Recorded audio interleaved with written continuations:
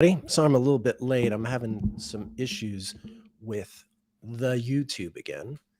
I'm just going to see.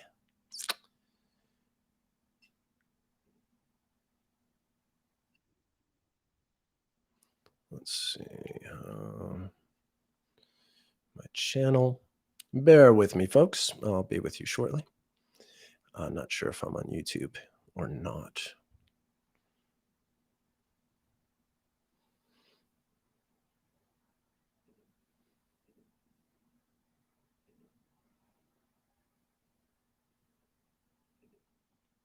Yes, I am. Okay.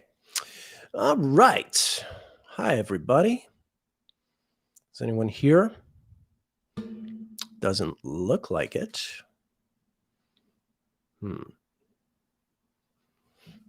Looks like I have 0 viewers. Oh, one person's in. Okay.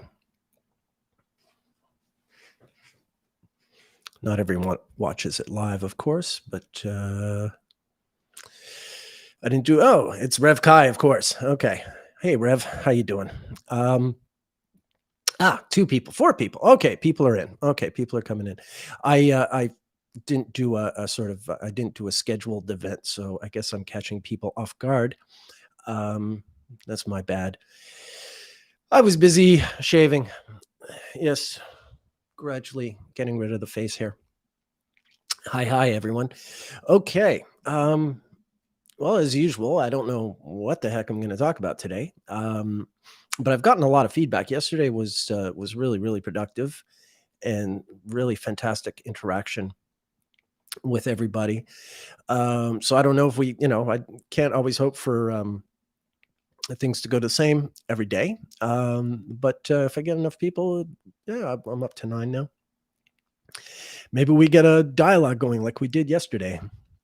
Hey, Cosmic Rose. Hey, Tavian, Aries, and Kai, and whoever else is watching, but is maybe too shy or whatever to say hi. That's not a problem. You don't have to. But dialogue is appreciated. I find it easier to do this in conversation with people than to just sort of speak at you. Not that I can't do the other thing either, but it feels more productive and more rewarding and more fun to do it in interaction. Watched my first VOD and more on the tube. What's a VOD? Video on demand? Vicious old dog? Very old dude? Yeah, that's me. I'm a VOD. I'm a very old dude. Sorry, I don't know all the acronyms. Anyway, whatever it was, my first VOD, whatever my first VOD was, I hope you enjoyed it, Cosmic Rose. All right. Where to begin? Maybe to pick up where I left off yesterday. Does anyone have any thoughts, any questions, any interjections? No? Okay. Don't everybody speak at once. All right, well, let's see how this goes. I guess this is one of those streams where I just ramble and, people get video on demand, talking about working in the UK on the phone, etc. Oh. Okay, yes, Cosmic Rose, you were watching one of the episodes I did on the Astrology podcast was like sort of a biographical thing that I did with Chris, where we just talked about my career in astrology and things like that. So yeah, it gives you some idea where I've come from and how I've wound up on your computer screen today. Aries, too bad you missed yesterday. Of course, it's on the video still available to watch, so people can catch up. But it was a really good day for interaction, and we really covered a lot of territory. And like Kai's saying, she's puzzled out how the Venus intervals link with the previous Venus synodic cycle last night. Yesterday's stream, I guess, put the last pieces in. Yeah, that's the feeling I'm getting, that people are really, I'm finally sort of getting it across. Either that introduction video did what I hoped it would, which is explain everything really plainly and concisely, or else just, eventually I ramble about this stuff over and over, and eventually despite my worst efforts, people eventually understand what I'm getting at with this material. But yeah, really, really excellent feedback yesterday. Really good. But nobody seems to have any questions. So I'm just going to jump in and talk about the first thing that comes to mind. Like I've said in the past, there's no real plan for these live streams. Maybe at some point there will be. Maybe at some point I'll get too frustrated or intimidated or whatever to keep doing these off the cuff. Although there's something to be said for it. There really is. Let's see what's happening here. Oh yeah, the east-west elongation and everything. Yeah, that's all that stuff is really important to know. And like I was saying in yesterday's stream, I mean, I am developing an interpretive element to the synodic cycles, but mostly it's really just about it's more sort of rudimentary. The idea that whatever kind of astrology you're doing, whatever level of experience you're at, having a sense of how these cycles work as transits and oh, a date for a title. Yes. Okay, Cosmic Rose. I'll keep that in mind. I know I'm not doing so great with the titles. I've got to catch up. Every day someone reminds me how I'm shitting the bed on that. Excuse my French.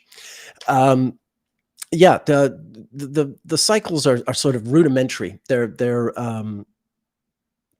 These are exercises that if you get this cycle down, if you really understand it, if you know whatever day you're thinking about it, where Venus is relative to the sun, where it is relative to its whole cycle, that'll really help. It just in terms of following your own transits, or if you're reading for people, being able to zoom in on things that are really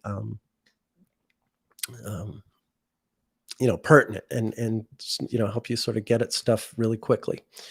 All right.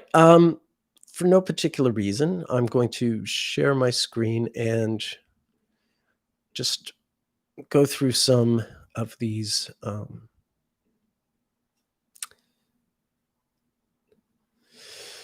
red 3 people. I've been thinking about red 3 lately. The last time we had a red 3 transit was was during COVID, in the spring, or shall I say April, May, June, July of 2020. George Floyd, the Black Lives Matter, and everything that was sort of erupting in those early months of COVID, as we were all coping with that reality. That was all very strongly tied to the red 3 retrograde. And here, I'm just going to I think I know what I'm going to talk about. I just got to open the right file. And this is related. I opened up to Rishi Sunak. If you're in England, you know who he is. If you're not in England, you might not. But he's Great Britain's current prime minister. And I wanted to just talk about British prime ministers until someone shuts me up and asks me a question about something else. I think I've shown this. I showed this once before, but just to quickly repeat it, because I'm not sure I did quite a thorough job. This is a diagram showing the natal Venus intervals of every British prime minister we've had since, since the American Revolutionary War. Guilford here was the prime minister when that war broke out. And then this first guy, Walpole, is, you can see he's a red 3, and he's considered to be the very first prime minister. He was prime minister, I think, around the 1720s or 30s. And so we skip a few decades, and there are some prime ministers I have to add to this list between these two guys.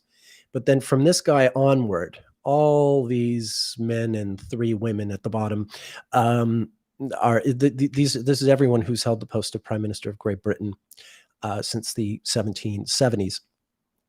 And I've just illustrate again how skewered the sort of the distribution of Venus intervals amongst all these prime ministers. How many people is this now? This is 9, 18, 36, 37, 38, 39, 40, 41, 42. So this is 42 people.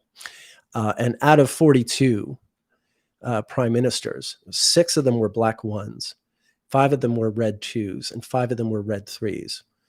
And then there were 4 black 4s, and then everything else, okay, 3 blue 3s and 3 red 1s. But everyone else, there's like 1 or 2 or none. So it's a really disproportionate allotment of intervals amongst these British prime ministers that we've had over the past 250 years. It gives the impression that there are sort of common intervals to the British prime ministership. But there are some interesting patterns related to this as well. Like, for instance, there have been 6 black 1 prime ministers, but most of these prime ministers, with like the exception of Pitt, who I think did serve non-consecutive terms. He was prime minister and then he came back. This is Pitt the Younger. He's more of a long-standing black 1 prime minister compared to the others. But the others, Rosebery was prime minister for maybe a year and a half. He was sort of a stopgap, in between elections as they were. And that's sort of common. Same for, well, Bonner-Law isn't a black 1, but he's also like sort of, a sort of brief stopgap prime ministership, wasn't elected. Rosebery wasn't elected. Bonner-Law wasn't elected. And then we have Alec Douglas Home, once again, another black 1, and he was sort of a stopgap guy. Derby was also, I believe, I know a little bit less about him, but he wasn't prime minister for very long, I don't think. Alec Douglas Home, and then Gordon Brown, who some of you might remember stepped in when Blair resigned. But again, he's not an elected prime minister. He was sort of a stopgap. So even though the black 1 is one of the most common, or the most common natal Venus interval for British prime ministers, it's not a sort of it's not a popular one, it seems. With the exception of Pitt, the rest of these prime ministers are mostly sort of forgettable. They were sort of, I left out John Major, who he did win one election, but still he was sort of in between Thatcher and Blair, and he didn't win re-election. So sorry, I left him out. I overlooked him. But yeah, these black ones, for the most part, they're not the sort of the great legendary prime ministers. I mean, if any of them have been great, I don't know, but certainly not legendary. And it's hard to ignore the fact that there have been a lot of red interval prime ministers. And that we are currently in another phase. If you weren't following the news, in 2022, Britain had 3 prime ministers. They started the year with Boris Johnson, and then Liz Truss was prime minister for less than the lifetime of a lettuce, a head of lettuce, iceberg, and Rishi Sunak is currently the prime minister. And you can see that Johnson and Sunak are both red 3s, and Truss is a red 5. Liz Truss is the first red 5 prime minister. At least in this list that I have. If there are older ones between these two guys that I haven't entered yet, I guess I'll find out at some point. But right now, she's sort of the only red 5. She didn't last very long. And when it comes to the phases, she's a black A. So you see her here. She's a black A. So she fits in with these other black 1s I was talking about earlier. Oh, there's also Lloyd George. He also lost re-election. Certainly these are guys who lose re-election. These are people who lose or just get sort of kicked aside rather quickly, as she did. So this is all sort of interesting to me, the way this and there are some other sort of really intriguing things here. I want you to look at Chamberlain, the blue 1, Churchill, the red 2, and Attlee, the red 2. You can see they had 4 red prime ministers in a row. But there's really something interesting about Chamberlain, Churchill, and Attlee. If you know your history of the Second World War, I'm going to have to open a different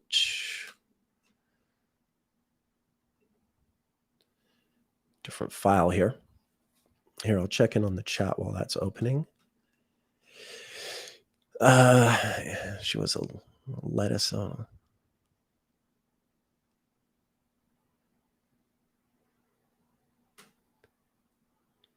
Okay. No black twos. Interesting. Yeah.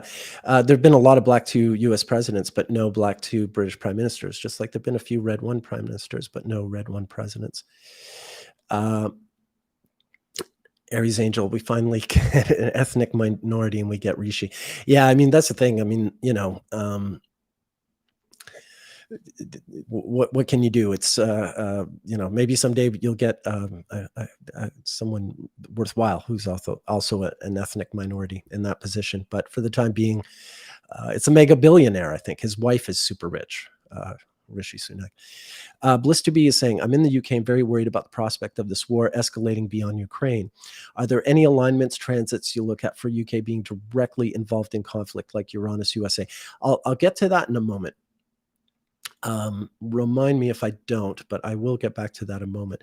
I just wanted to talk about like how crazy this gets. Now, first off, where's my blue one? Okay, so first off, let's look at where is he? Oh no, he's going to be.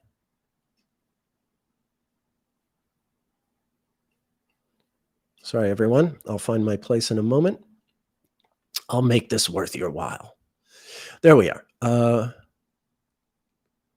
Wait, where's my blue ones? Where's the kaboom? Oh, there they are. Okay. I'm blind. Hey, maybe I wear my glasses. How does that sound? How's that for a radical idea? Okay, so Neville Chamberlain, he was prime minister in the late 30s, leading up to 1940. He's famous for being what they called an appeaser. Hitler, the Nazis invaded Czechoslovakia, this sort of area called the Sudetenland, where there were German-speaking people, and Hitler said, well, this is all I want. I won't take anything more. And Chamberlain sort of called a conference with the French prime minister and Mussolini, the El Duce of Italy, and they sort of made an agreement that Hitler could keep Sudetenland, but he agreed he wouldn't. He put on paper that he wouldn't invade anyone else. Of course, I mean, unless you really know no history whatsoever, spoiler alert, he broke that promise. Chamberlain's a blue one, which is the polar opposite of a red one, and Hitler's a red one. And Hitler's foreign minister, Ribbentrop, is a blue one, just like Chamberlain. So, and then the French prime minister, whose name escapes me, he was a red 3. So there were all reds and blues in that room negotiating. Mussolini's a blue 5. So everyone was a red interval or a blue interval when that was negotiated. So Chamberlain's a blue 1. Hitler's a red 1. Hitler's foreign minister was a blue 1. But Chamberlain's foreign minister was a, wait for it, he was a red 1. This is Halifax. He was Chamberlain's foreign minister. And then when Chamberlain's government fell, when Germany invaded Belgium, Holland, and France, and the war was really picking up. This is now in 1940, in May of 1940, by which time we're in a red 3 transit period. And Chamberlain steps down.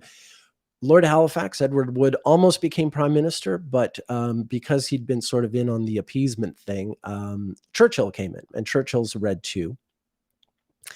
And so Halifax then becomes the ambassador to the US. He's still kind of an important position, but he's no longer foreign minister. And Churchill, the red 2, is now prime minister, and he appoints his foreign minister, who is Eden, who is also a red 1. So there was a red 1 foreign minister replaced by another red 1 foreign minister. And then eventually, let's go back to Churchill here. Churchill, as I said, is a red 2. Eventually, at the end of the war, at the end of the European war, during the conference, Kassel, Germany, Potsdam. The Potsdam conference, in the middle of it, Churchill, there's a British election, and Churchill is voted out of office in favor of Labour. So he's replaced by Clement Attlee, who, like Churchill, is a red 2. So you've got 2 red 2 prime ministers in a row. And then Attlee appoints his foreign minister, Ernest Bevin, who's also a red 1. So, like, not only did you have this wild sort of, run of red interval prime ministers, and Eden eventually would replace Churchill, and then Macmillan would replace him. But his foreign minister, his foreign minister, and his foreign minister were all red ones. Like there was like this, it amounts to like a not quite 20 year, like 15, 16-year period where every foreign minister, where these three different foreign ministers served, and they're all red ones. So there's just, you know, these intervals are just all over that war. I think I already showed you, when it came to the world leaders during the Second World War, Hitler, like I mentioned, was a red one. Churchill's a red 2. Charles de Gaulle's a red 2. Mussolini's a blue 5. Hirohito's a blue 1. So all these sort of major leaders at a time when the world, the whole globe is basically ruled over by one of those guys. Or Roosevelt was the blue 4, so everyone was a red or a blue. But in wartime, American ships were protected, guarding, sailing all around both American continents. So basically, in the Americas, they were sort of under nominally under American control, at least naval, power control. And of course, Africa was carved up between all the, most of the belligerents, except for Portugal, I suppose. But the Salazar, I should actually put this up. This is kind of funny. Salazar, who was the president of Portugal at the time, sort of I guess we'd call him a soft fascist. Not entirely a fascist, certainly an authoritarian. He was really instrumental in helping get Jews out of Europe. It's going to take a while for the red one to open. Anyway, spoiler alert, Salazar was also a red one. So even, the one country that was sort of not fighting in the war, but lending support on the side, even they were ruled by a red one.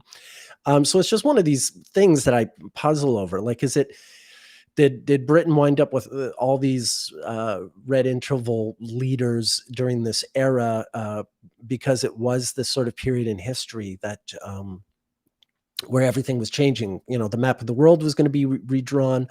We're having a handing over of global power from the British Empire to the American, and just huge change. And it even gets wilder, because when we get into the 1950s and we have, Eden and then Macmillan, who are prime ministers, this is a time when, like, let's just say Macmillan is prime minister in 1959. Okay. And he's a red 4.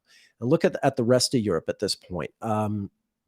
Khrushchev in Russia, in the Soviet Union, I should say, is a red 4, like Macmillan. De Gaulle is now president of France in 1959. He's a red 2. Eisenhower is president of the US. He's a red 2. So just like everyone in the, at least Western leaders, Germany was a different story, but they were still sort of, getting their act together in the 50s. Rome wasn't built in a day, and Berlin wasn't rebuilt in a day.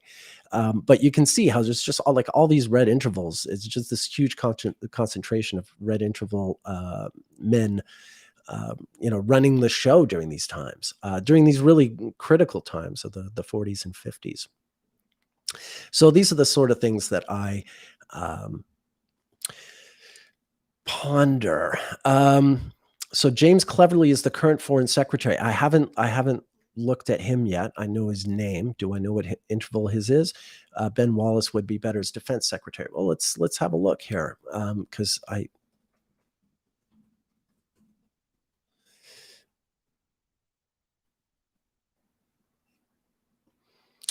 okay, September 4th, 1969. So he is a white 5. He's not a red interval guy. But hey, it's not wartime yet. Well, hopefully that's not the criteria. I hear you. This is, the long story short is, when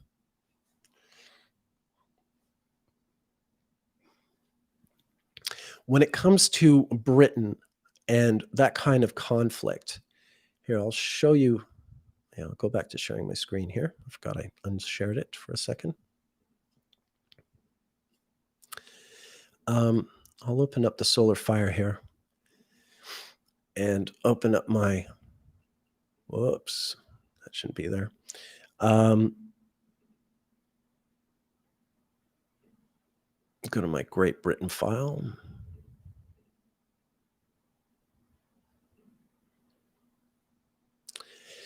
Uh, all right, so this is just a. Oh, now the red one is opening.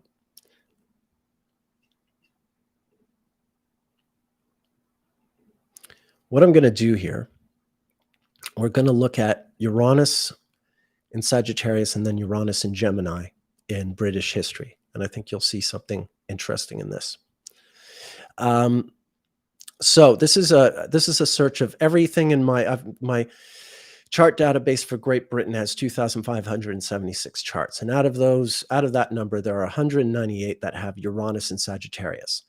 Well, it starts with King William I crowned at Westminster Abbey after the Battle of Hastings. So, Battle of Hastings, kind of an important period, date in British history. So that was Uranus in Sagittarius towards the tail end. And then, we jump ahead to the abdication of Richard II. I mean, there's some other, Battle of Bosworth, which, if I remember correctly, is War of the Roses. And then we get to the Civil War. Well, first there's the Mary Queen of Scots and the ascension of King James VI and the unification of the crowns, the defeat of Mary Queen of Scots, and then we get to the Civil War, the execution of Charles I at Whitehall, the Battle of Worcester, ending the English Civil War. And then it does happen again in the 1820s when King George III finally dies, and George IV, who is the sort of the regent of, he's been sort of the nominal sort of serving king for 10 years, while King George III was, the madness of King George. I don't want to use the wrong word to describe his state, but he, and anyway, the 1820s, as Britain sort of started to prosper and develop after the Napoleonic Wars. This was Uranus and Sagittarius. Uranus and Sagittarius really sort of signified the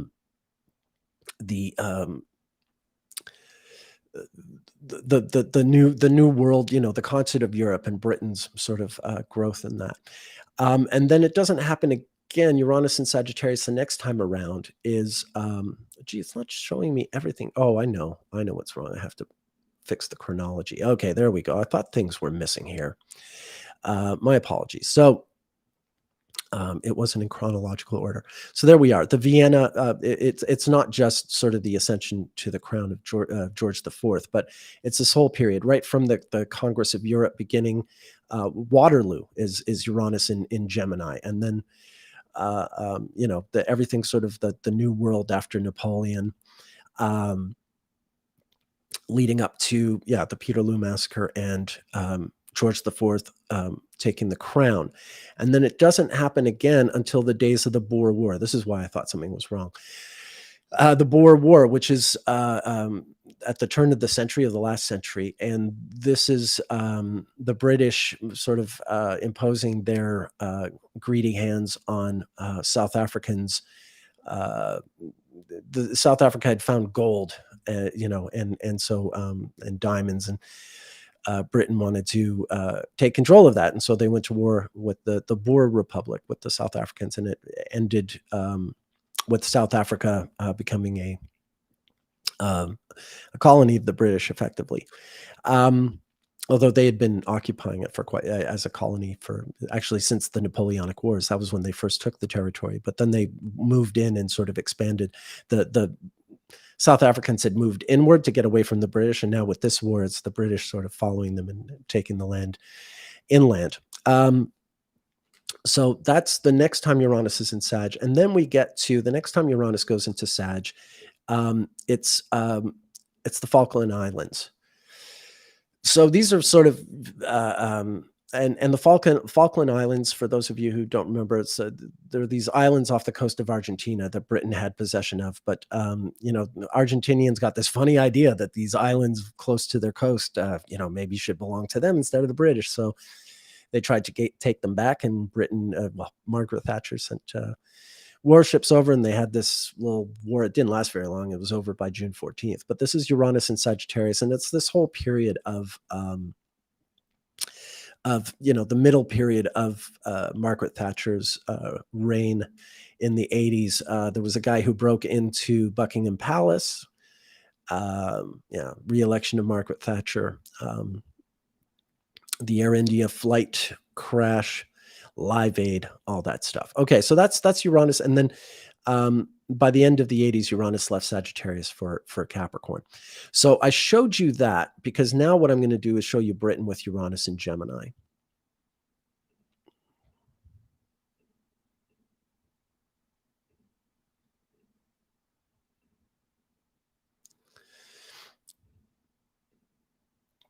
And yeah, so Britain with Uranus and Gemini. We do have the Glorious Revolution. This is sort of the struggle between the old Protestant Catholic divide, which of course is all over Europe, and for that matter, here in Canada, here in Montreal, where I am, it was a big deal. Later, when the British came in, but yeah, this is sort of the ending of the glorious, well, leading up to the ending of the Glorious Revolution, and problems continuing with Ireland, and there's a lot going on there, and that sort of inspires the American Revolution, which of course perfectly bookends Uranus and Gemini. And then we get to the period of the 1850s and 60s when the American Civil War was going on. And during this time, this is when there's an uprising in India just before Uranus goes into Gemini. And this leads to the British Raj being created, Britain taking actual control over India. Because prior to that, while it was a colony, it was the British East India Company that actually ran India. But there was this uprising with Indian soldiers. And so the British Raj was created, and Queen Victoria would eventually be named the Empress of India. And yeah, the jewel on the crown, blah, blah, blah, all that stuff. So yeah, that's and it's leading up to while the Civil War is going on in the States. This is Canada working towards their confederation, which will happen when the sun is conjunct Uranus in Cancer.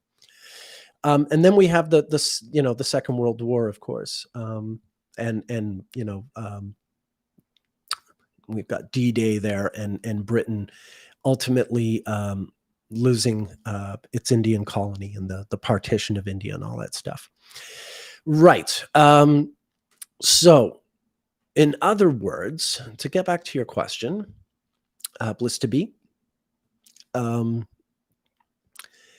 Uranus and Gemini does tend to be, while I'd say Uranus and Sagittarius, it seems to be like more central to Britain in terms of the really, really consequential stuff where they enter a new chapter in their history, the same way the United States does when Uranus is in Gemini. Uranus in Gemini for Great Britain does still coincide with some pretty significant stuff, and they're always, during the Empire years, they were always at war with someone, so it's not necessarily making a big statement to say they're at wars, but you do see how there shifts in terms of their the status of their colonies, or the status of their interaction with other planets in the world. With Brexit having happened, it's going to be really, this Uranus and Gemini is going to be pretty interesting in that respect. Now we have situations where, Ireland might be united. We could have spared ourselves the troubles if we knew it was this easy to get Ireland to unite. There's always the idea of maybe another Scottish referendum. Believe me, I know once you have one referendum, they get addicted, and people keep wanting to have them until they get a different result. So that's the story of where I'm from. So whatever Uranus and Gemini signifies, I think it does have something to do with Britain. In terms of the Ukraine war spilling into Europe, well, that's a critical thing, because from the day even before Putin came into office, Russia was already fighting its second war with Chechnya. And when Putin came in, I mean, part of his rise to popularity was how, decisively he handled that.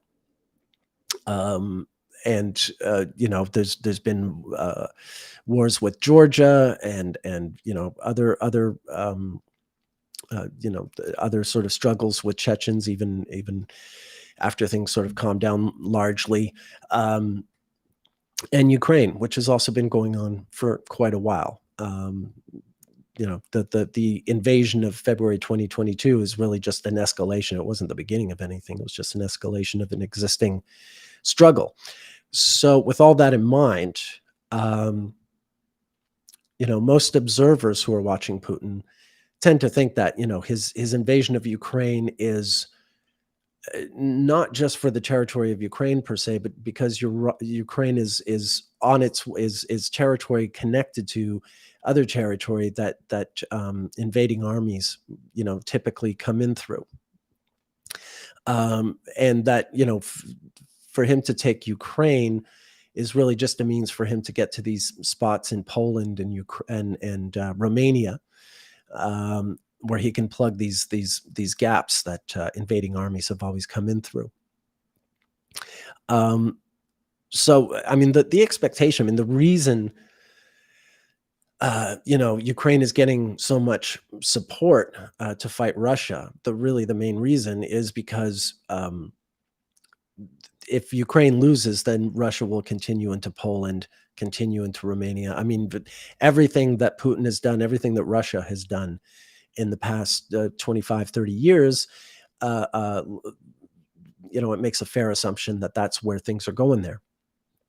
If Putin, runs over Ukraine, he goes into Poland, and Poland is NATO. He goes into the Baltics, and they're NATO, and Romania. So there is some likelihood. I don't know if Putin's going to last. I think I repeated again yesterday, the red 5 tends to be a big interval in Putin's life where things change, where all the major changes happen. And I watched yesterday's stream, I think, to get the details on that. I tend to expect that Putin's not going to last the summer, but the war could, very easily, unless there's some huge change. I mean, it always kind of looks like things are falling apart, but they really can go on forever. And there are other people in Russia who are a lot more militant than Putin even is, or was anyway. It's hard to know where his head is at now. So long story short, I do have some expectation that when Uranus goes into Gemini, that the Russia-Ukraine war does spill into something bigger. That is still 2 years away, but that's no time in this kind of context. Now I'm making I saw that Ukraine has new planes, new missiles, all that stuff. Oh, cool. I've got people from Vancouver Islands and people from Vancouver, Washington. And on Friday, I'm flying back to Vancouver, BC. So this will be like every Vancouver on planet Earth will be represented in the stream. Anyway, yes, going back to Europe and Ukraine, basically when Uranus goes into Gemini, as a lot of you know, if you've followed my work, I have some expectations that, because Uranus in Gemini has always coincided with major wars for the U.S. I hope everything's peacefully resolved tomorrow. But I have every reason to suspect that pattern will repeat itself. That the United States will find itself in another sort of major war in 2025, and it's very likely the best guess is that involves Russia, moving through Ukraine, moving into Poland or Romania or the Baltics, and that would bring in everyone, including the UK. So to answer your question, that's my sort of presumption of how things will play out. I don't know where we go from there, but yeah, what can I say? It's difficult to talk about because none of it is what I actually want to happen. But it's not an astrologer's job to talk about what we want to happen. That's just my, my best estimation. I think we are in really uncharted territory in so many ways in this day and age. But I want to be very sort of transparent in terms of why I have the expectations I do, and more importantly, um, even if I wind up being wrong about a lot of these presumptions, it'll be part of our ongoing astrological education. When Uranus goes into Gemini, and we can really see it happen in real time, um, then that'll clarify a lot of things from us, and we'll either uh, be vindicated, or we'll have to go back to the drawing board. In many ways, going back to the drawing board is always more rewarding. There's very little sort of yeah. How good is it going to feel to correctly predict something really terrible happening at the end of the day?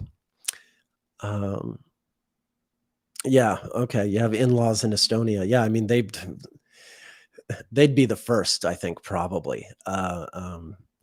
Before, I mean, maybe Lithuania or something. But yeah, ultimately, this is everything that Putin wants. He definitely wants the Baltics. He definitely wants Poland, at least up to the Vistula. So that's that. Rev Kai says, at least we still have the hashtag astrology good moments. Yes, at least we do. Look, life is for the living. The precious thing is today, and doing what we can to make tomorrow precious. And yeah, did I do Volodymyr Zelensky yet? Not really. I mentioned briefly yesterday. I think it was yesterday. There's Hitler there. I'm going to close some of these, and I'll pull up.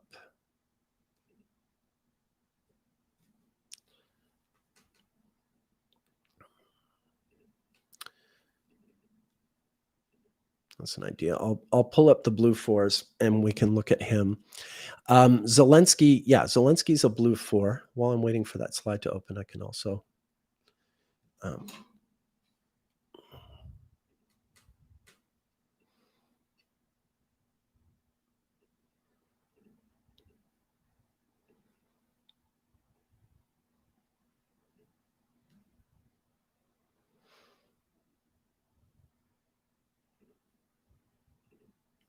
here he is.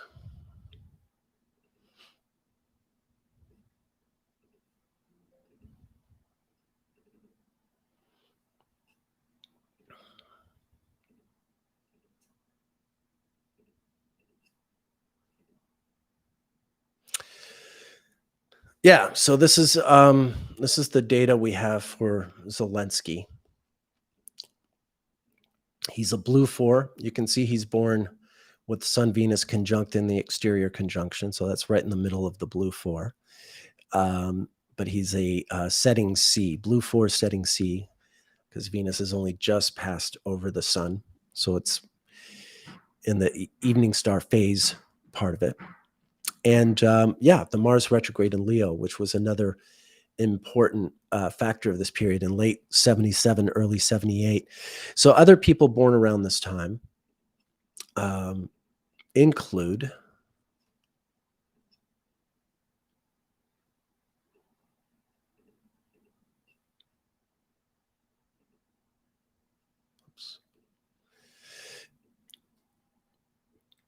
this little sort of micro generation here.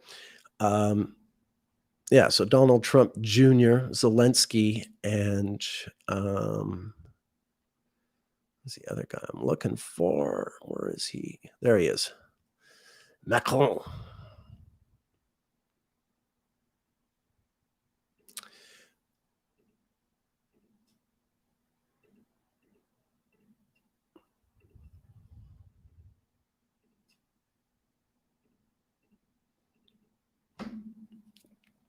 So this is Macron. You can see he's got the Mars retrograde in Leo.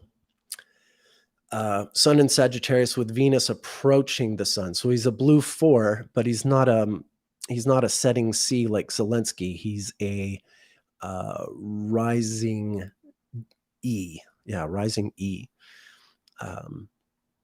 And then we go to this guy. Oh, I don't have his birth time, so I don't need his angles. It really bugs me.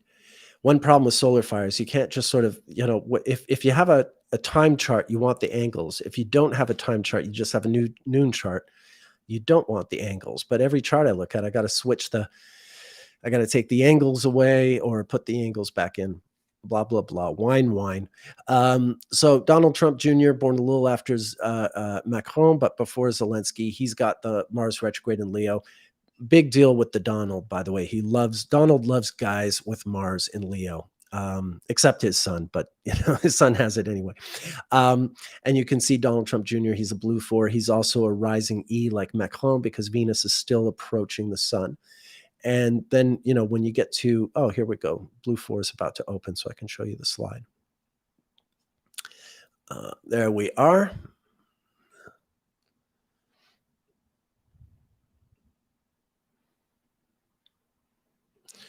And I'll go to this period I'm talking about. I haven't made Donald Trump Jr. or Zelensky yet, but you can see Macron here. There's that same Venus I was talking about. And then, when we get to Zelensky, like I said, he's now a setting C as opposed to a rising E, but he's got that same Mars retrograde in Leo that DJT Jr. and Macron have. So that's a little sort of micro generation there. Wait, was I sharing the screen there? No, I wasn't. I'm sorry. I did this again. I've done it once before. Okay, I'll go to that in a second. I'll show you what I was just showing you. I'm so sorry. I go to the charts and then I don't see the comments. I just want to read this first. Sonia says, I live in Romania, albeit in Transylvania over the mountains. That's what Hungarians call Hungary. But I'm just kidding. I'm just teasing. But there's still other ways to generate conflicts here. I do hope for the best still. Yeah. Well, I think you know what I mean, Sonia. I'm just sort of thinking out loud. I'm just, suggesting how I think things wind up playing out according to the way these patterns have manifested in the past. But there's no guarantee, hopefully nothing would make me happier for things to. Okay. Kamala Harris. I haven't looked at her. I mean, I do have her. I haven't looked at her much yet. Fun fact, she used to live here in Montreal. I briefly, for 1 year, went to school in the same building as Kamala Harris. This would have been, I think, 1979-80 or 80-81, one of those two school years. She lived in Montreal for a little while. At one point or another, I was in the same building as her. I have a picture of a friend of mine who's in a picture with her from those days. So let me see. Am I sharing the screen now? No, I'm not. So let me share the screen and show you what I was just talking about. I'm sorry when I do this. It's happened once or twice before. Okay. So I'll show this to you once again. This is Zelensky. This is Macron. And this is Donald Trump Jr. So Macron is the youngest. So he's December 21st, 77. This is Venus at 21, Sagittarius. Excuse me. Applying to the sun in Sagittarius. So this is a blue 4 rising E because the conjunction hasn't happened yet. So it's in the first half of the blue 4 interval. Ditto for Donald Trump Jr. Venus is a little closer to the sun now in Capricorn. Mars is retrograde in Leo as it was for Macron. So you get that Mars retrograde in Leo. You have Venus approaching the sun. And then we get to Zelensky, where Venus has just passed over the sun. So we're now in blue 4 setting C. And there's still Mars retrograde at 0 Leo. Okay, so I've gone over that. And I'm back to not sharing my screen.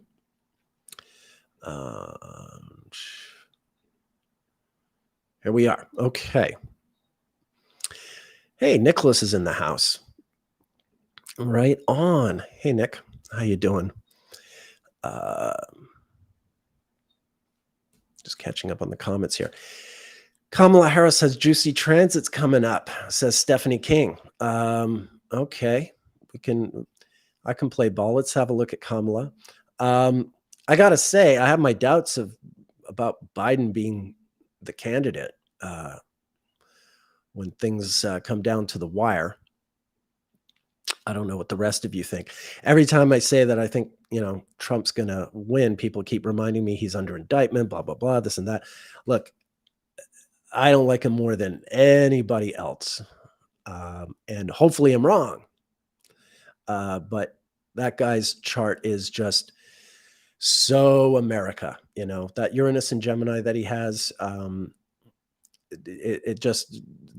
I've never seen a chart that connects so well with U.S. history as his does. I'm not trying to flatter the guy. That's just calling it like I see it. Yeah, here's Kamala Harris. Okay. I know I had her somewhere.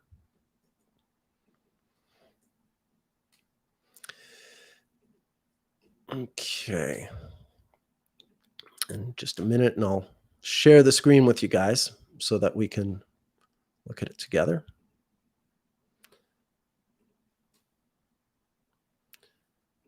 Bear with me.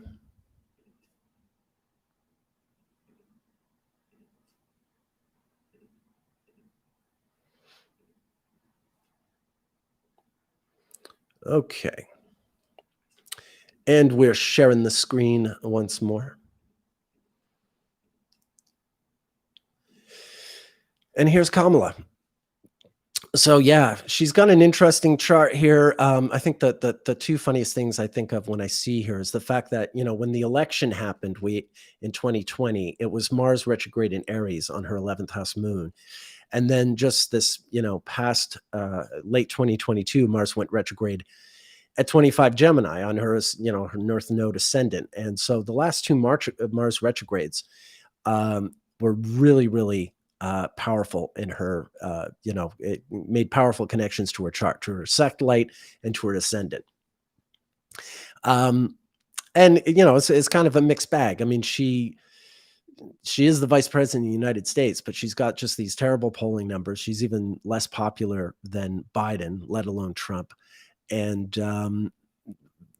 yeah, I mean, I don't hear anyone being terribly positive about her. And I think my sense is that the Democrats have serious doubts about running her as the presidential candidate. Let me see now. If I look at the next solar return, which isn't exactly the election, but let's start by looking at this. Wait, that's not right.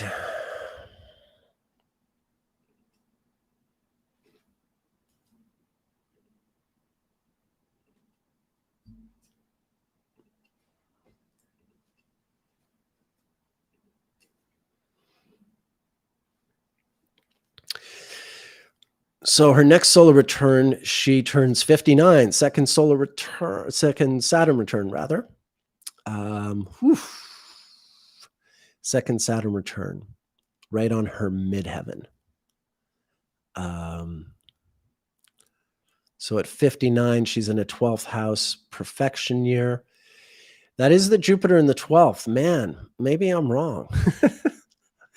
The funny thing about Jupiter, well, first of all, Jupiter, of course, follows the perfection cycle fairly closely, right? I mean, a perfection cycle is 12 years, 1 year for every sign of the zodiac. And Jupiter's cycle is, well, it's a little under 12 years. So it's not perfectly even, but it's close enough. And so, wherever you have Jupiter in your natal chart, as the transits happen, it'll sort of follow around the houses relative to whatever perfection year it is. But when you've got Jupiter in the 12th house, there's always the chance that, Jupiter winds up going into the first house over the course of that perfection year. So Jupiter sort of follows things around. Now, Jupiter in the 12th house. Michael Luton taught me that, this has really proven to be true largely. Having Jupiter in the 12th tends to be, these are people with a sort of divine protection in life. They never really hit rock bottom. It doesn't mean that life isn't a struggle, but there's something that really sort of keeps them from really bottoming out. Now, this is not a guarantee to win an election, but it does sort of help, under times where, one is really, fighting for one's life, then things tend to sort of work out. Yeah, I mean, when I look at the chart, it's not unthinkable that she would be elected, but it just seems so unlikely, even less likely than Trump. I'm inclined to think that the Democrats are going to try and find someone else. But it would be interesting if she ran. That would be interesting. I'm just sort of curious, who was it who asked me to put her up?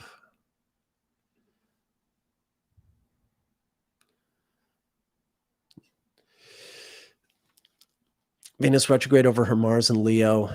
Uranus 4 degrees away from her Jupiter. Surprise promotion. Yeah, look, I hope so. I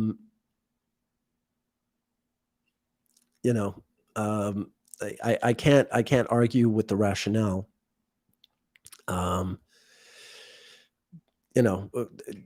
think, how do I put this? I mean, there's a kind of a white elephant in the room, which is the fact that, Biden may be the reason, Kamala's chart looks so good. It's not for anything she does, but just, someone who's currently alive suddenly isn't alive anymore, which would, of course, really change her life in a big way. And that would be, I mean, if that happened, I don't wish anything on anyone, but if Biden's old, and if he just doesn't wake up tomorrow morning and Kamala suddenly finds herself in office, then she would probably be the candidate. But then I'm making a lot of presumptions. Yeah. Thank you, Mercurial Scorpio. Clearly you are Mercurial Scorpio, because I'm trying to be all ginger with the language, and you're just like, yeah, if Biden kicks the bucket, if the old guy croaks, and all right. Straight talking Mercurial Scorpio. Well done. Bliss to be. Your charts are similar with Kamala. Okay, well, maybe you should be president, Bliss to be. But if he becomes president, there's no way we're going to war with Russia. Yeah. I mean, I catch your drift. The thing is, there's the NATO treaty. I mean, that would really be something if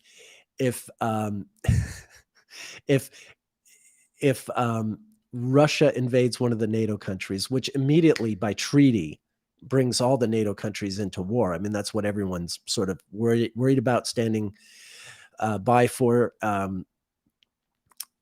So if Trump wins the election, and yeah, I mean, I could see him. I mean, that's the thing about Trump. I could see him trying to sort of like break the NATO treaty after Europe has been invaded. I mean, like, all that stuff is possible. I mean, what would he or not do? What would he do or not do is hard to gauge, because he just doesn't, doesn't think like anyone else. Oh, you were wondering, Kamala's Venus sector. She's a white 2, which isn't generally a terribly popular one in the US. A lot of sort of American scapegoats tend to be white 2. I'm thinking of like Eleanor Roosevelt. I mean, who was hugely popular with one segment of the population, but she was sort of the Hillary of her day. She had, like, the people who hated Eleanor Roosevelt really hated Eleanor Roosevelt. I happen to respect her a whole bunch, but it was not universal by any. I guess she was a lot more popular than Kamala is, so I shouldn't necessarily make that comparison. But yeah, I could. Biden going, and I mean, this is I think what I was going at with Kamala's chart being, that Jupiter in the 12th. this Jupiter in the 12th that she has. Um, this is totally that's the Jupiter of someone who, like, becomes president because someone died, and not because, they were so popular and everyone had huge confidence that they were gonna win and do all that stuff. So, I mean, that's the thing, is win an election. Yeah, I really doubt that, but it's very interesting where the Mars transits have been so far in her vice presidency. The first one having been on her moon when the Mars retrograde station was right on her moon, not long, right around the election time, and then that last Mars retrograde we just had on her ascendant when things got really sort of rough on her because it just seems to be going further and further down. Uh, it doesn't seem to be improving for her. So yeah, I could really, really see that being the case.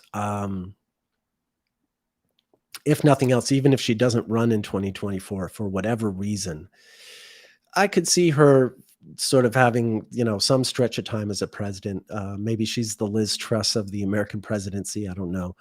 That would be a real shame. We were talking about Rishi Sunak being the first person of color to be prime minister of Great Britain, and yet he's kind of a crummy choice, as a person. So much as the aspiration is worthy and necessary. I mean, not just sort of noble, but necessary. That these sort of ceilings get broken. For Kamala to be the first woman president, just because Joe Biden dies, and then she doesn't even get chosen as the candidate in 2024. That's a really dismal sort of projection on my part, but I gotta say I could see it happening that way, which would be a real pity, in the greater scheme of things. Okay, so Stephanie was sort of thinking along the same lines I am. Yeah, she's not quite popular enough to win the presidency, but let's face it, she's. You remember when Lyndon Johnson was offered he was the Senate. He was he had the Mitch McConnell job in the Senate. Well, when the Republicans held the Senate, the old Mitch McConnell job. Who's I'm losing track of it right now.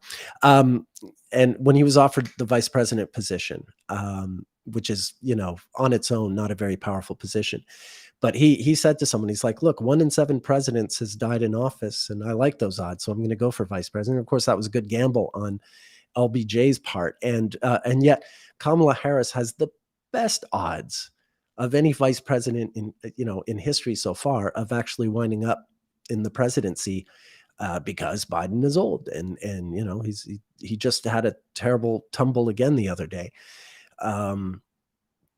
and that can easily play out. And when I look at Kamala's chart, which I've looked at here and there, I haven't spent that much time on it, but even just this cursory look that we had just now. That Jupiter in the 12th house is exactly, like I said, there's a kind of divine protection to it. So like, she could get where she's trying to go, but not necessarily for any other reason than sort of random luck.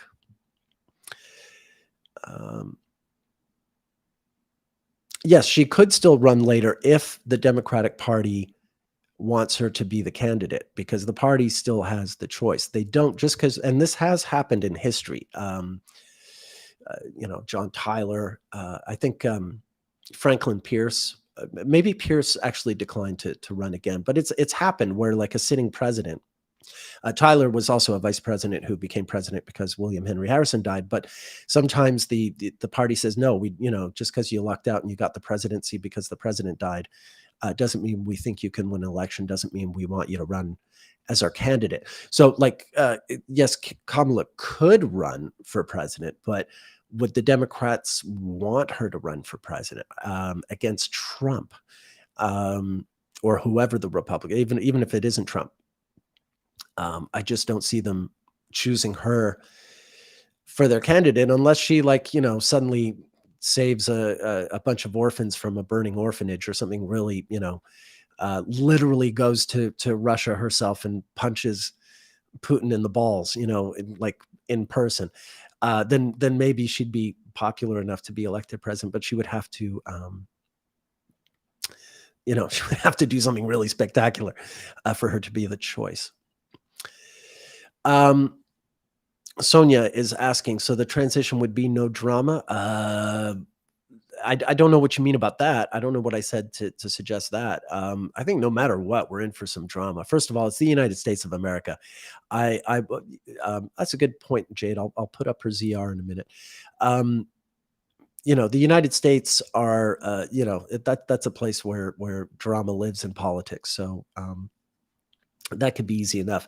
Jade just suggested that I look at Kamala Harris's zodiacal releasing, and I will do just that. I'm going to just pull up her chart here. Give me a minute.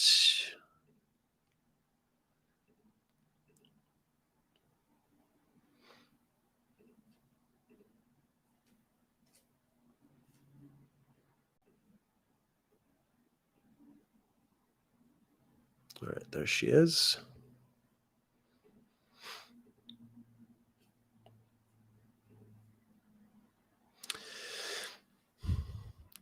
Elsa X says, Chris and Lisa discussed Kamala Harris's zodiacal releasing in one of the episodes. Okay. I might have missed that episode. GQP are not going back TFG this time.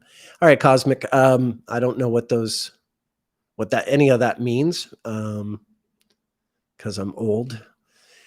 But maybe you could explain it to me. So, yeah, Kamala Harris is in she's releasing from Pisces right now. There's no loosing of the bond there. When the zodiacal releasing, if you're in a Jupiter, Mars, or Venus ruled sign, there's going to be no loosing of the bond. And Pisces in her chart is, it's the 10th house.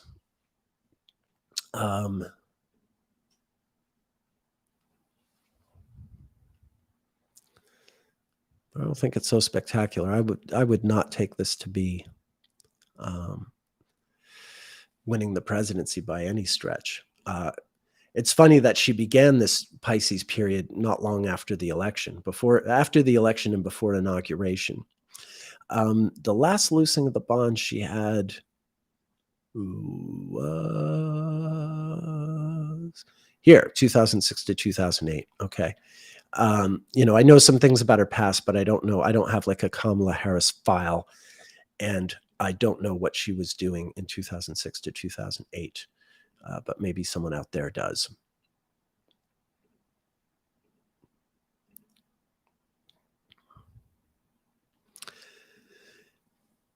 Okay, someone's screaming, "Hi, are you going to make live stream about Venus Teens It?" Yeah, that's what I've been doing for the past hour. So yeah, welcome, Awal. I'm sort of coming close to the end of today's stream. I don't think I can go a full 2 hours today. But that's all we've been talking about is Venus on this live stream. We have talked about nothing but Venus through this whole live stream. And for most of the past episodes of the live stream, I've also been talking about Venus. So if that's what you came here for, that's what you're going to get. You might not get anything else, but you will get that. Yeah, I'm sort of running out of steam here. Does anyone have any other sort of questions or observations for today? Any other insights, inputs, comments on Kamala's zodiacal releasing? No? All right, Al. Yes. Yes, we've been talking about politics a lot. You will have to go back and watch the beginning. Yeah, I'm sorry. People are turning up and I'm sort of running out of steam. Sometimes I do go a whole 2 hours with these streams, but usually I'm shooting for an hour. When we've done 2 hours, it's usually just been because, I lose track of time and it goes into that. But I've had a pretty busy day. I already had 2 clients today, and there's a lot of other stuff. Okay, Crushed Orchids has quick question. I'm happy to answer a quick question. Let's see where this goes. What's your quick question? Are you going to ask it quickly, or can I answer it quickly? Can I have a sarcastic remark quickly or anything? Standing by, crushed orchids. Get that question up. Okay. Do you think Uranus transit will be the anti-baby boom? Yeah, I mean, look, the last time we had a baby boom, it was because the Second World War ended, and in the U.S. particularly, you had this GI Bill. All these men who had just gone over to fight in the war, they were suddenly giving away college educations, and that sort of lifted up this new middle class, and you had all these suburbs being built and all that stuff. So that was how you got a baby boom. That was just a sort of a social safety net that enabled that generation who had just fought the Second World War to get college educations, have a home in the suburbs, and make a bunch of babies. Hard to believe life was ever like that, but that's what it was. I don't know what isn't that Pluto. If you're asking me questions, it's got to be a little more. I don't know what you mean by Pluto transit. So Uranus being the anti-baby boom. I mean, we've already been going through decades of anti-baby boom, so to speak. My generation, Generation X, is notoriously small. In the United States and France, you do have a substantial population of millennials, but that's not ubiquitous to the globe. Okay. So yeah, I really don't know if Uranus, if baby booms pertain to Uranus or Pluto. I think of them being a sort of a product of their times. You certainly, I would see the Pluto and Leo began with, in 1939 with the outbreak of the Second World War, the invasion of Poland and all that stuff. And then Pluto in Leo lasted up until 1955, 56, around then. It was like a 15, 16-year thing, which covers it covers a bunch of people who aren't baby boomers. It covers all the babies born during the war who are not technically baby boomers. Then it covers sort of the first half of the baby boomers.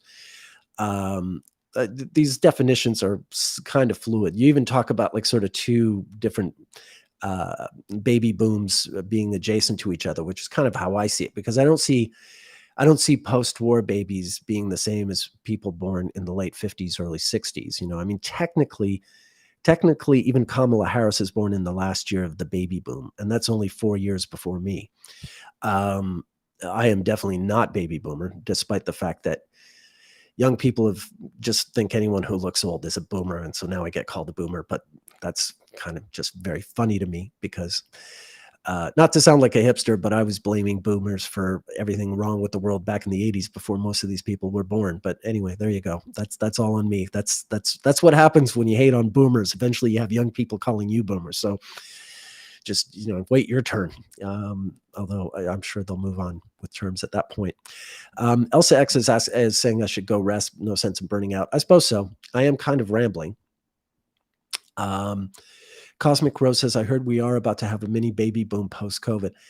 That would be good. For the longest time, people were so worried about overpopulation in the world. And now it really seems like, most countries in the world are going through a demographic collapse, with the exception of the United States, France, and New Zealand, according to the figures that I've seen.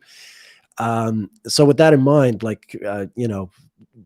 yeah, go and make babies if you can, because apparently we need them. We need them to work and pay for our pensions. Being Gen X, I never had any hope of really having a pension, or anything of that kind. Anyway, I'm rambling. I've touched on most of the astrological things I can. I hope it's been worthwhile. Sorry, I'm not going a full 2 hours, but it's not bad. An hour and 15 minutes is decent. Yeah, look at the last Uranus in Cancer a bit more. That's Uranus in Cancer starts in 1948 going into 49, right up until 1955. So yeah, like, Uranus with the baby boomers as I know them, you get part of Uranus in Gemini, Uranus in Cancer, and Uranus in Leo, and even a little bit of Uranus in Virgo, the first part of Uranus in Virgo. That's all the sort of baby boomer generation. Um, 70 is the new 50, says Cosmic Rose. Well, I'm 50, so does that make me the new 70? All right, guys. Thank you. Sorry to those who showed up late and showed up just in time for me to abandon you all. But yeah, of course, these streams can be watched after the fact. It does rob you of the chance of interacting with me, but there's something to be said for catching up after it. Thank you all, as always. I really, the feedback I get, not just the flattery stuff, although I'm very grateful for that. But the fact that so many of you sort of really respond to the astrology, you're really getting what I'm saying, is really rewarding for me. So thank you all of you for the attention that you've given these live streams. Just a heads up, I'm not going to do Friday streams anymore. It just doesn't seem to be a day that works for me. And I don't think I need to do 2 solo streams a week. Of course, Watson couldn't make it yesterday. I assume he'll be there Sunday for our team stream. But I'm going to do the Sunday team stream with Patrick and then the Monday solo stream. For now, it is still 2 p.m. for both of those. It's always possible we'll change the time around here and there. But I'll try to get the word out before I do that.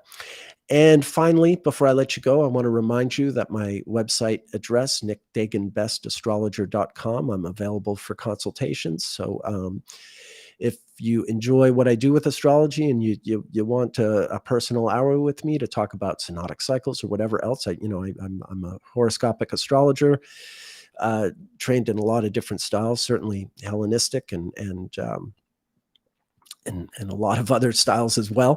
I'm sort of a hybrid Hellenistic modern astrologer, as most of us are. And yeah, so if you want me to look at your chart and have a personal hour with me, please feel free to sign up for a consultation. And other than that, yeah, maybe give my YouTube page a like and all that stuff, all the stuff that people are always telling you to do when you watch YouTube videos. It gets really tedious, but so tedious that I can't remember exactly what the line is. But anyway, yeah, pitch in and do that YouTube thing for me if you don't mind. And I'll see you all Sunday with Patrick Watson, at which time I will be in Vancouver. I'll be saying goodbye to Montreal. So yeah, I'll be in a different time zone. All right, everyone. Now I'm really rambling. Have yourselves a great week, and we will see you Sunday. Ciao.